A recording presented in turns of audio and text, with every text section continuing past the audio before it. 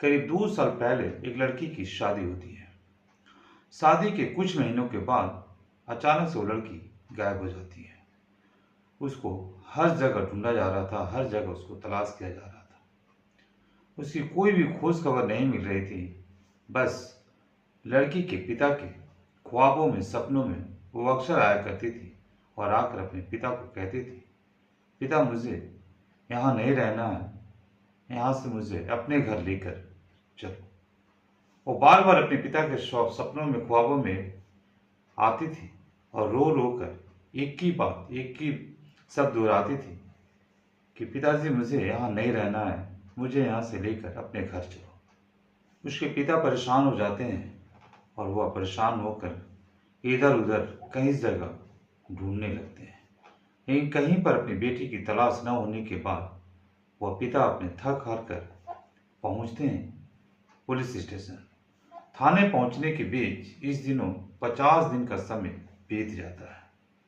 पिता परेशान हो जाते हैं। तभी पुलिस स्टेशन पहुंचने के बाद एक लेडी अफसर से उनकी मुलाकात होती है, एक लेडी कमिश्नर साहब से उनकी मुलाकात होती है। कमिश्नर साहब से वो रोते रोते पिता बोलते हैं, मेरी बेटी कई महीनों से लापता है, कृपया मेरी बेटी को खोजा जाए। बार बार वो मेरे सपनों में आती है और मुझे एक ही शब्द बोलती है कि मुझे यहाँ नहीं रहना है, मुझे यहाँ से अपने घर ले जाओ। पिता को इस हालत में देख कमिश्नर साहब, उनकी भी आंखों में आंसू आने लगता है और वह इस आदमी को सांत्वना देते हैं, आश्वासन देते हैं कि मैं आपकी बेटी को हर हाल में खोज कर आप तक पहुंचा दूंगा, आप जाइए घर में आराम कीजिए। ये सुनने के बाद पिता अपने घर चला जाता है और इधर कमिश्नर साहब तुरंत इस केस को थाने से हटाकर क्राइम ब्रांच को सौंप देते हैं और क्राइम ब्रांच इस केस को तत्परता से, ईमानदारी से जांच पड़ताल करने लगती है।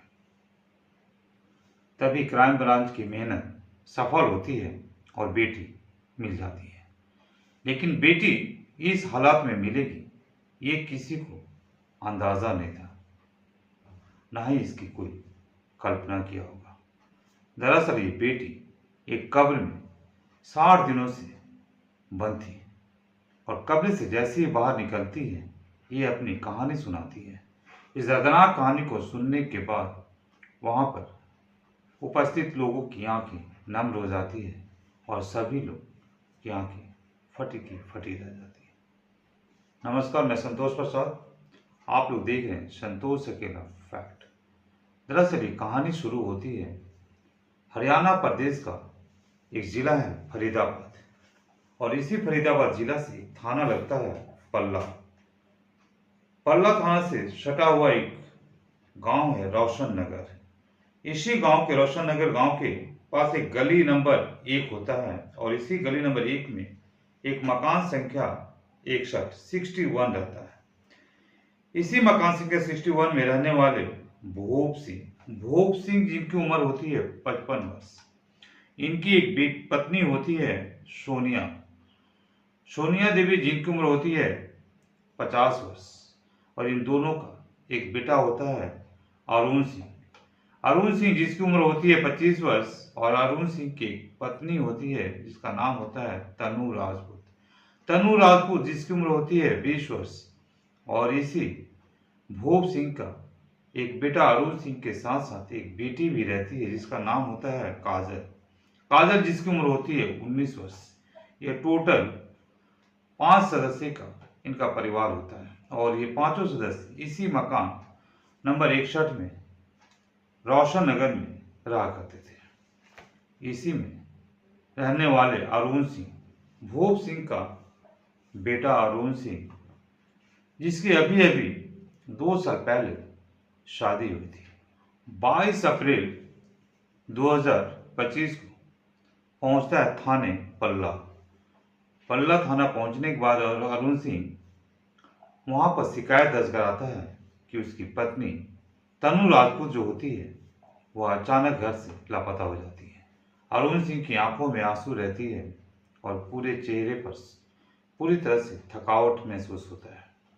पूरा थका हुआ शरीर रहता है, आंख में आंसू, रोते रोते थानेदार साहब से बोलता है कि हजूर, मेरी पत्नी अचानक रात से गायब हो चुकी है।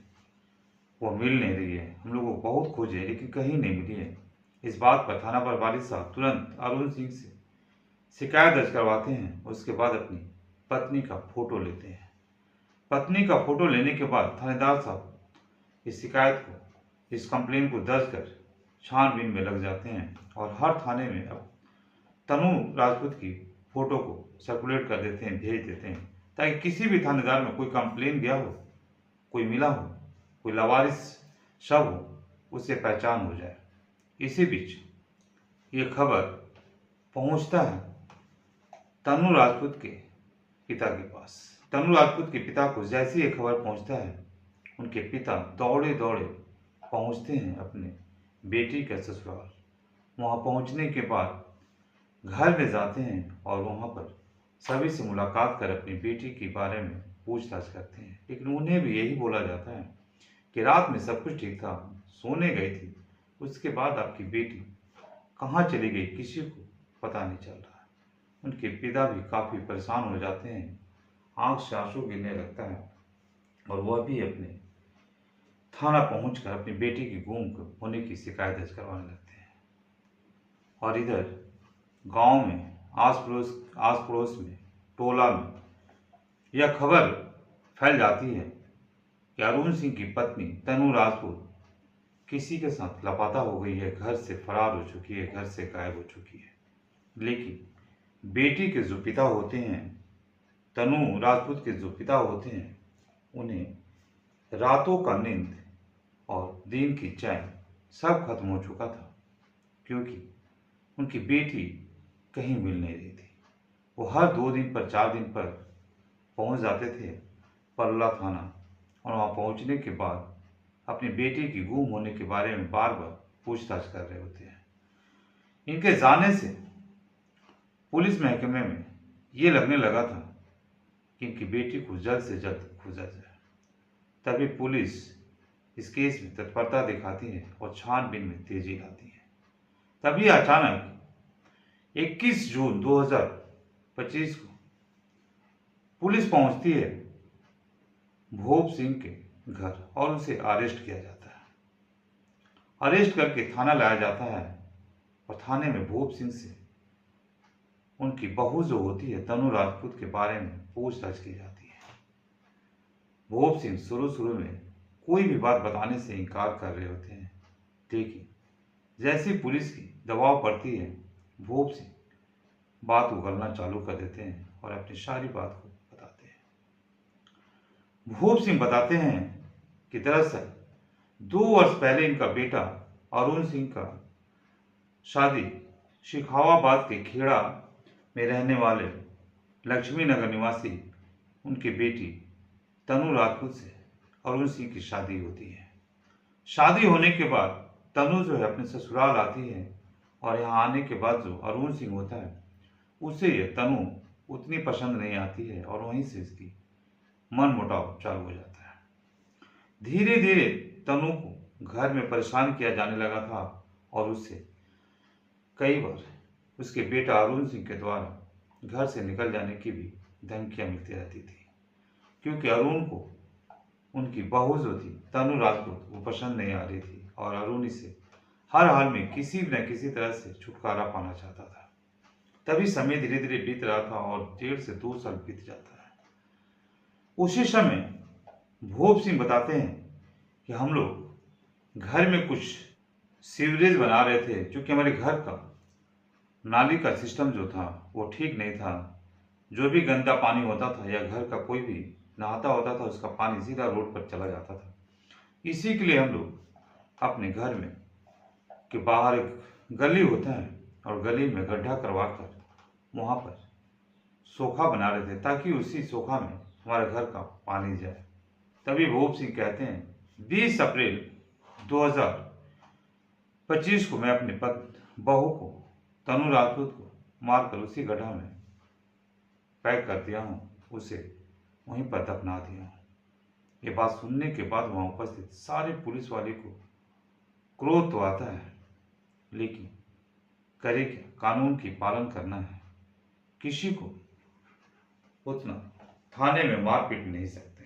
तभी भूप सिंह को लेकर घटनास्थल पर पहुंचा जाता है और घटना पर यह होता है 20 अप्रैल 2025 को। घटनास्थल पर भूप सिंह के द्वारा सारी बात को बताया जाता है और तभी 21 अप्रैल को उन्हें गिरफ्तार कर लिया जाता है और पूरी कहानी भूप सिंह वहां बताने लगते हैं।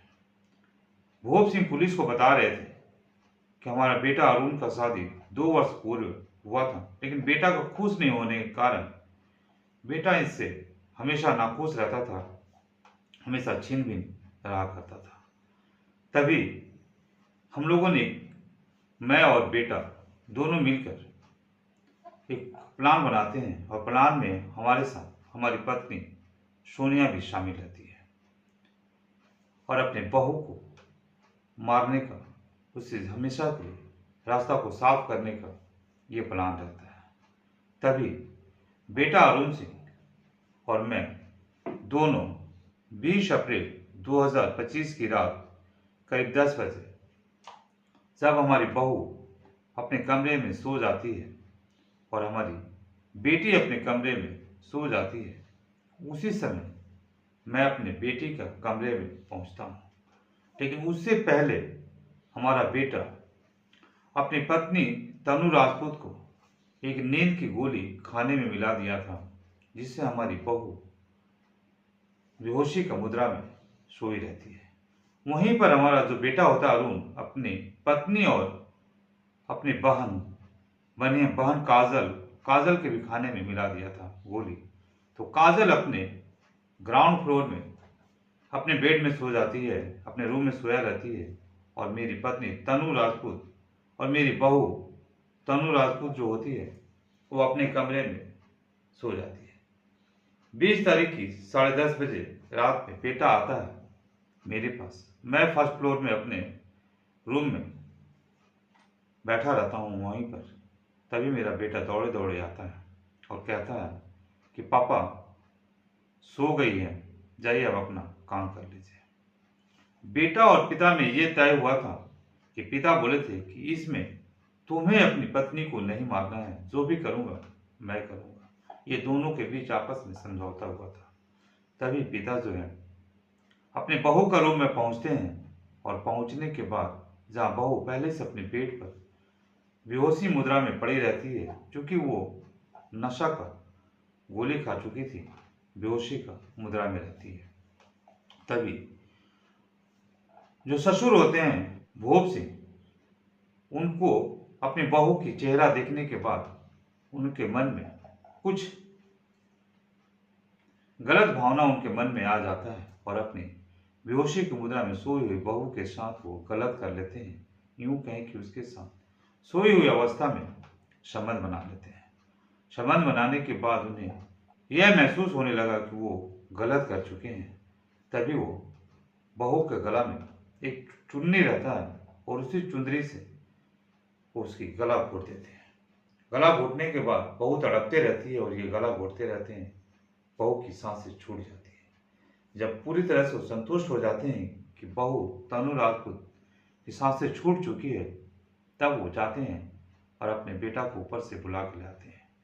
दोनों मिलकर उसे उठाते हैं और उठाने के बाद उसी जो गली है और जहां पर अपनी सोखा बनवाने के लिए गड्ढा करवाया गया था 6 से 8 फीट नीचे, उसी गड्ढे में इस तनु राजपूत की शव को डाल देते हैं और डालने के बाद उसमें ऊपर से मिट्टी, पत्थर, ईंट सभी को भर देते हैं। और दूसरे दिन सुबह में जो गड्ढा किया था लेबर, उस लेबर को बुलाया जाता है। उसके साथ साथ एक राजमिस्त्री भी रहता है और राजमिस्त्री, क्योंकि उससे बात हुआ था इस सोखा को बनाने के लिए, लेकिन सोखा उससे बनाया नहीं गया था। उस राजमिस्त्री को भी बुलाया जाता है और गड्ढे को पूरी तरह से भरने के बाद उसमें सीमेंटेड से प्लास्टर कर दिया जाता है, ताकि किसी को ये पता चले कि इसके नीचे में सब दबा हुआ है। उसी रास्ते पर, चूंकि वो रास्ता घर से बाहर निकलने के सामने में पड़ता है, उसी रास्ते पर ये लोग डेली जा रहे हैं, डेली आ रहे हैं। 2 महीने तक उसी रास्ते पर उसी सब के ऊपर चढ़कर लोग आते थे, जाते थे।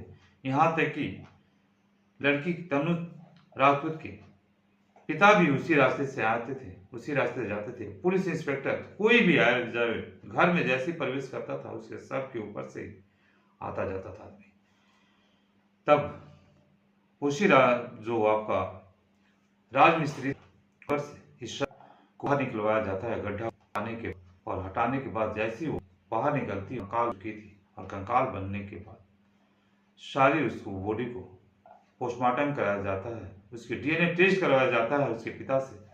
यह स्पष्ट हो जाता है कि सब तनु राजपूत का ही है। अब पुलिस भोप सिंह को पूरी वारदात की कहानी बताने के लिए कहता है और इसमें कौन कौन शामिल है उनसे पूछता है। तब वो बताता है कि इस कहानी में मैं, बेटा और हमारी पत्नी सोनिया शामिल थी। सोनिया को ये चीज मालूम था, इसीलिए वह 17 अप्रैल को हमारे एक रिश्तेदार का शादी था प्रयागराज में, वहां पर वो चली गई थी। और वहां पर जाने के बाद वो प्लान के तहत वो गई थी ताकि वो घर में नहीं रहेगी तो इसकी कोई भी हल्ला गुल्ला चाहे इस केस से वो दूर रहेगी। भोप सिंह की जो बेटी होती है काजल, उसे इस केस के बारे में जब पूछा गया तो उससे कोई भी जानकारी नहीं थी।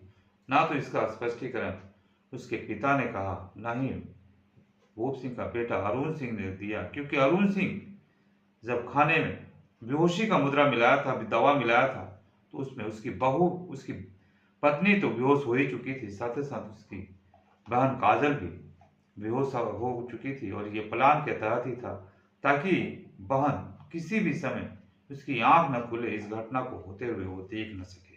इसीलिए अरुण सिंह अपनी पत्नी और अपनी बहन काजल का खाना में, दोनों के खाना में नशे का पदार्थ मिलाया था, जिसे दोनों बेहोश होकर सोई हुई थी। और उसी बीच ये घटना को अंजाम दिया गया। तनु राजपूत की खबर पूरे शहर में, पूरे गांव में ये फैला दिया गया था कि तनु राजपूत घर छोड़कर किसी और प्रेमी के साथ, किसी और लड़के के साथ भाग चुकी है, फरार हो चुकी है। इस प्रकार 55 वर्षीय भोप सिंह को पुलिस पकड़ चुकी है, उसे जेल की सलाखों के पीछे भेज चुकी है। और वहीं पर जो भोप सिंह का बेटा अरुण सिंह की पुलिस तलाश कर रही है और वो अभी तक लापता है। आज नहीं तो कल पुलिस के हाथों ये चढ़ेगा ही और जेल के सलाखों पीछे पहुंचेगा ही। नमस्कार।